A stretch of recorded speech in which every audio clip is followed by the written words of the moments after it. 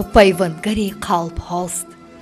سرود کس را آرام می کند، راحت می بخشد، از درد و داغ زندگی و مشکلات روزگار دور می سازد. انسان صاحب دل پس از زحمت زیاد خسته می شود. در این هنگام اگر موسیقی فارم و سرود دلانگیز صدا دهد، خستگی به کنج فراموشی می رود و تن و جان نیروی تازه می گیرد.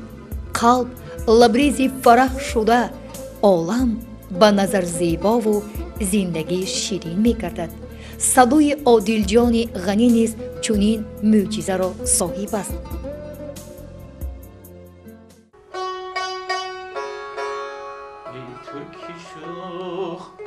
این همه ناز و عتاب چیست؟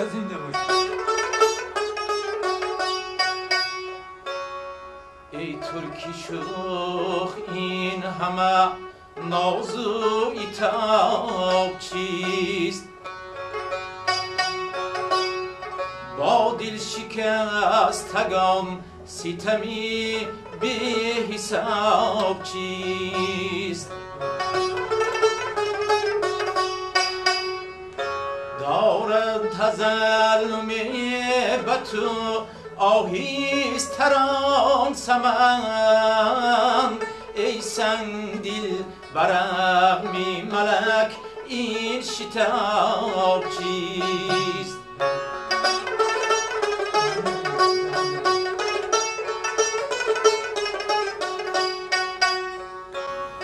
عادل جان غنیف از خوردی و همین صنعت شوق و حوثی کلان داشت. از آوان خوردی به همین سرودخانه بسیار یک شوق بلندی خواسته داشته. برای همین هم بعد ختم مکتب تا همون وقتی در وقتی مکتب میانه خواندنش بسیار سرودهای جالب میخواند و امروز یک صنعتکاری ممتازی هست که امروز به مردم خود، به کشور خود، به تاجیکستان خود خدمت کرده شده است. و من میخواهم که عادل جان یکی از صنعتکاران بهتری بشود، در جاده خود باید کار کند. صنعتکار باید که دائما باید کار کرده است، یگان ساعت و یگان دقیقه باید بیکار نماند. برای همین صنعتکارش هم بسیار مشکل است. من گفتنی هستم که باید که صنعتکار شب و روز خواب نرفته باز از قوای ایجادی باشد، از قوای هنرمندی خود باشد، باید که تازه با تازه نو به نو باید ایجاد کند. برای همین امروز عادل جان غنیف در جاده ایجاد است و سرودهای تازه با تازه نو به نو تور کرده شده است. من نسبت به 3000 سالگی که این جشن بین المللی است، یک جشن حصار نیست و ما صنعتکاران نیز در کنار دستیم و حرکت میکنیم که همین جشن 3000 سالگی حصار زرنسا را با یک شبکه کلان گذرانیم و تمام این مردم، یک عادل جان و یک ما و یک دیگران، تمام صنعتکاران وادی حصار در آمادگی هستند 3000 سالگی حصار را با یک شبکه کلان با تمام سربلندی ها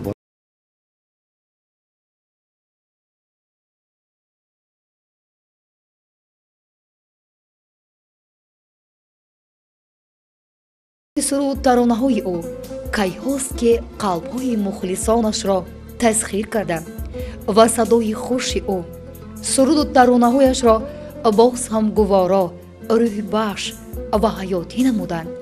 شریفов عادل جان غنیویچ سال 1968 در دهه تخت جماعت خانقاه کوهی به دنیا آمده است. پس از خدمت حربی دانشکده هنرهای زیبایی به نام میرزا ترسونزاده را ختم کرده به فیلارمونیای خلقی به نام تاج‌الدین محی‌الدینوی ناحیه حصار آمده تا به امروز صادقانه خدمت خلق.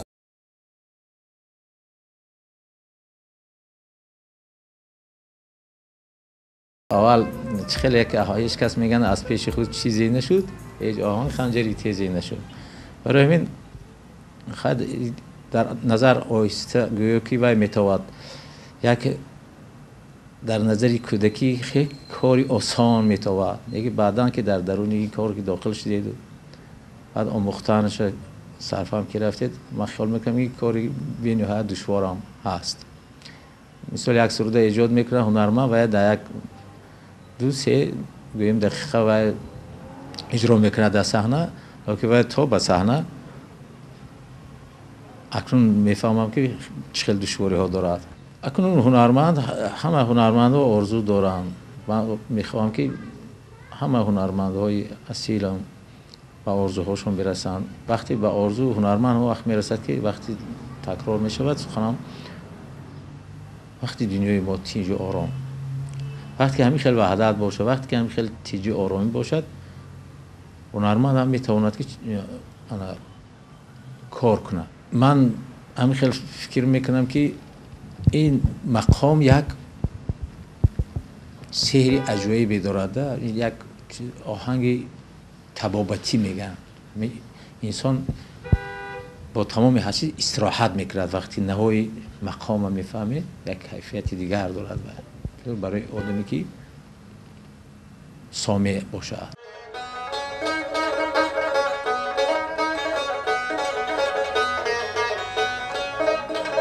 شکرانه آب و خاکی سنگی وطنم، شکرانه پادراه و دهود منم، شکرانه بلحظه های خوشبختی خیش، صد شکری سلامتی هر هموطنم، صد شکری سلامتی هر هموطنم.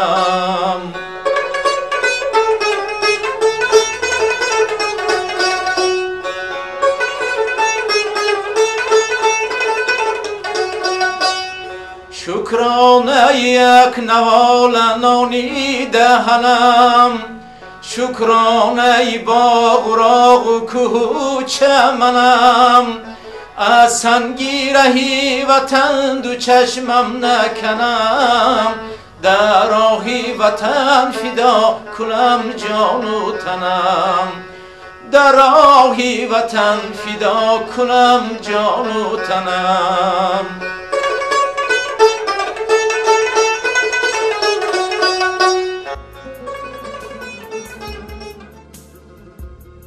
خونیاگری خوش صدا با سرود و نواهای نوبنو خود قلب انسانها را بارها تسخیر کرده است.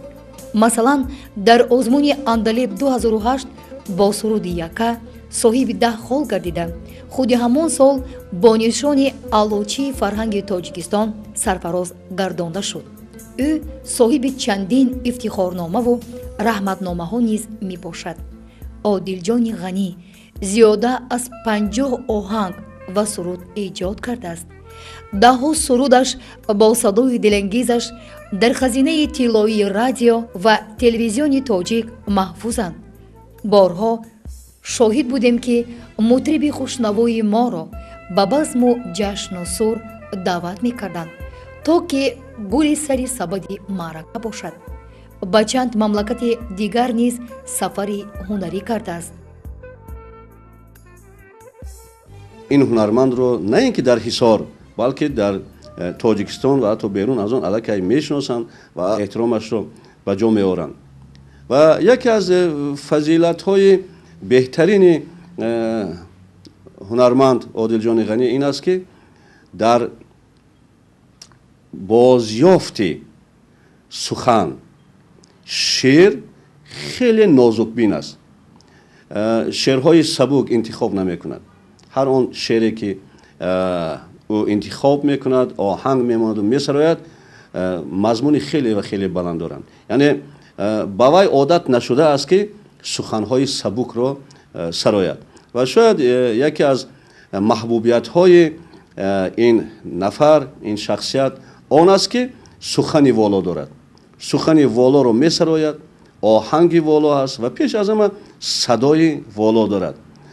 از این نقطه نظر می سازد که شماره همین گونه هنرمندان چه در حصار و چه در کل تاجیکستان زیادتر شود. آنقدر یک انسان زمینی است که نزدش کسی ناید نوابسته در کدام سطح هست البته کوشش میکند که به همون آدم خدمتی هم نموده باشد. از این نقطه نظر فکر میکنم که فضیلت های بسیار بلند انسانیش، بسیار پاک سرشتی و پاک طینتی و پاک قلبیش شاید باز یکی از وسیله هایی هست که در برابر آن صفت هایی که ما در اول گفتیم شهرتی برادر ارجمند ما رو، آبروی و نفوذ برادر ارجمند ما رو باز زیادتر کرده ایستاده است. یک چیز مسلم است که عادل جان غنی حالا جوان هستند و کوشش و غیرت خیلی زیاد هم دارند و خدا خواهد به نقطه های بلند آرزوهای و مرادها و مقصودهاشون البته خواهند رسید. در این حال آرامشگری اندلیب آوازی ما در اوج کمالات قرار دارد. صوت و سرودی تازه به تازه آماده می سازد تا که قلب هوادارانش را باز هم پر از نشاط گرداند. چون مخلص شاد شد، خود نیز خوشنود و قناعتمند گردیده با الهام تازه از پی ایجاد آهنگ دلربای دیگر می شود. زحمتی این مطرب نغمه سرای را می بینیم و پاره از غزل حافظ لسان الغیب به خاطرمان می آید. مطرب خوشنوا بگو تازه به تازه، نو به نو باده دلکشا بیجو تازه به تازه، نو به نو باد صبا چو بگذری بر سر کوی آن پری قصه حافظش بگو تازه به تازه، نو به نو.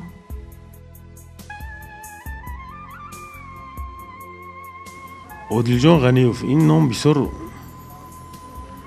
برای من نام عزیز است. یا اینکه کامل جان غنیوف بسیار آوازهای شیرین، آوازهای خوب. ما با سرودهای اکای کامل جان از خردی کلان شده ایم. وقتی که من نو این سند رو ختم کردم آمدم به ناحیه ایسار، همراه اکای کامل جان همکاری میکردیم، مشق میکردیم، با خانه های یکدیگر رفته سرودهای اکای کامل جان مشق میکردیم. وقتی که ما به خانه اکای کامل جان میرفتیم، عادل جان غنیوف پسر خرد کک بود. عادل جان نیو بلبل میگفتن همون وقت اکای کامل جان دادرشونه. وقتی مشق آمده همه گوش میکردن، همه بسیار ذهن مونده اعتبار میدادن. چخیل ما مشق میکنیم، چخیل سرودها تور میکنیم.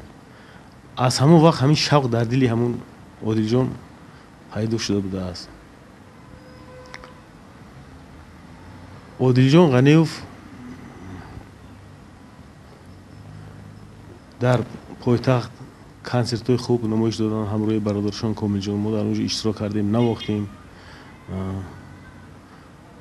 باز آرزو داریم که عادل جان غنیوف در آینده با سرودهای نو به نو، تازه به تازه برآمد کنند.